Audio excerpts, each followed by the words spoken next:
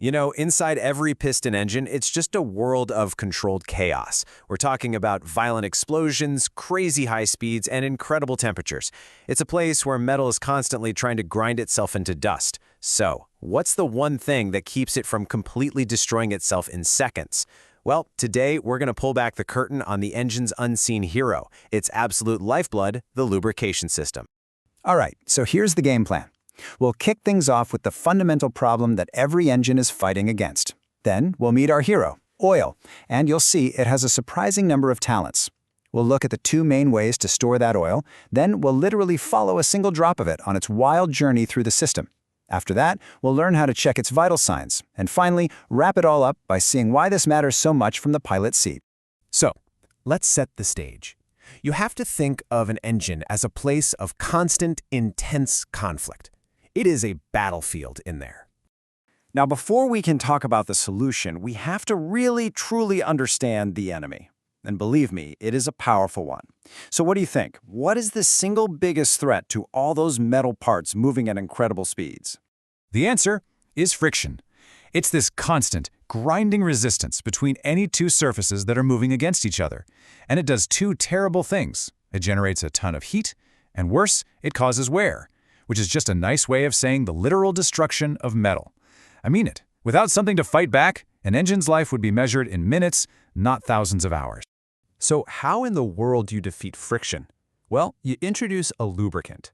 But as you're about to find out, engine oil is so much more than just some slippery stuff. This hero is not a one-trick pony. Okay, so at its most basic level, this is the main job, right? A lubricant creates this microscopic film between all the moving parts.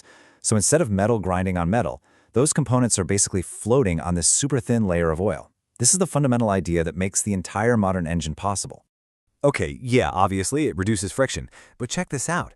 It's also the engine's main cooling system, literally carrying intense heat away from the pistons. It's the janitor, constantly cleaning out tiny metal shavings and other gunk. It's a bodyguard, putting a protective layer on parts to stop rust and corrosion. It can even be a power source, acting as a hydraulic fluid to change propeller pitch. And maybe most importantly, it's the engine's doctor, giving us a direct look at what's happening on the inside. It is a true multitasker. So we know we need this miracle fluid, but where do you keep it? Turns out there are two main schools of thought on this, and each one has its own strengths and weaknesses.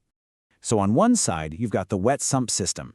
This is what's in most cars. The oil just sits in a pan, the sump, at the bottom of the engine. It's simple, it's cheap, it works great on a flat road. But imagine an airplane pulling a steep bank or a sharp climb.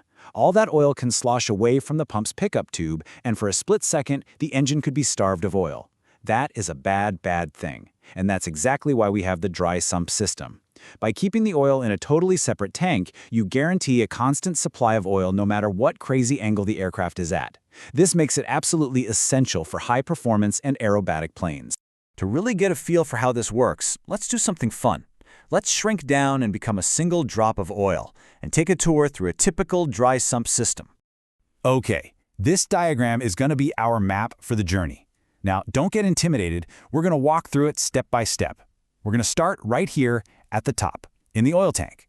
We'll follow the path as the oil gets shot into the engine, does its job, and then we'll trace its long journey all the way back home. Ready? Let's go. Our adventure begins right here, in the oil tank. But it's not just a simple can. It's smartly designed with extra airspace at the top. This does two things. It gives the oil room to expand as it gets hot, and it helps separate out any air bubbles, because foamy oil is a terrible lubricant. From the tank, we get sucked into the pressure pump. This thing is the heart and the muscle of the whole system. Take a look at the diagram. You see those two meshing gears? As they spin, they trap our little drop of oil between the gear teeth and the pump's casing, and then force it out the other side under incredible pressure. That pressure is what blasts us through all the tiny little passageways to reach every single critical part of the engine. So after doing our job, lubricating, cooling, cleaning, we're dirty and hot, and we fall down into the sump at the bottom of the engine. Now we got to get back to the tank. That is the job of the scavenge pump. And here is a super important detail. This pump is always way bigger than the pressure pump. Why? It's simple. You have to make sure you can suck the oil out faster than it's being pumped in. This prevents the sump from ever overflowing and flooding the engine. But before we go back to the tank, our now very hot drop of oil takes a critical detour through the oil cooler. This is basically just a radiator for the oil. Air flowing through it pulls all that damaging heat out. And this is vital because if oil gets too hot, it gets thin and watery and it just can't create that strong, protective film that the engine needs to survive. So let's just quickly recap that wild ride. We start in the tank, we get pressurized by the pump, and shot into the engine. We do all our jobs, then get collected by that big scavenge pump. We're sent to be cooled and filtered, and finally, we're returned to the tank, totally refreshed and ready to do the whole thing all over again. Hundreds of times every minute. It's an endless cycle. So we've got this amazing system circulating the oil, but how do we know if the oil itself is actually healthy enough to do its job? Well, just like a person, we need to check its vital signs. And the single most important property of oil is its viscosity. Really, it's just a fancy word for thickness. It's easy to see. Honey has a really high viscosity, right? It's thick and flows slowly. Water has a very low viscosity. For an engine, you need the viscosity to be perfect. Not so thick that it won't flow when the engine is cold, but not so thin that it won't protect things when it's screaming hot. I'm sure you've seen these SAE numbers on bottles of motor oil. This chart just compares them to another rating system. But honestly, all you really need to remember is this. The lower the number, the thinner the oil. Simple as that. And this is where things get really clever. You've got your basic straight-grade oils, which have one fixed thickness. But the real magic is in modern multi-grade oils. Think about something like a 15W50 oil. That W stands for winter. It's chemically engineered to act like a thin, easy-flowing 15-weight oil when the engine is cold, which is perfect for protecting parts on startup. But then, as the engine heats up, it magically thickens up and acts like a tough 50-weight oil to provide that strong film at high temperatures. It really is the best of both worlds. Okay, let's bring this all home. We've talked about friction, pumps, and viscosity, but why does any of this really matter to the person actually flying the airplane? You know, this quote from our source material just says it all. Out of all the dials and gauges in a cockpit, the oil temperature and the oil pressure are perhaps the most important indicators of engine condition.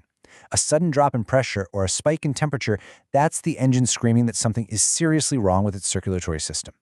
So I'll just leave you with this final thought. If this whole amazing, complex network is the engine's circulatory system, and the oil is its blood, then what does that make that little oil pressure gauge sitting right there on the dashboard? It's the engine's heartbeat, and it is the pilot's #1 job to listen to it.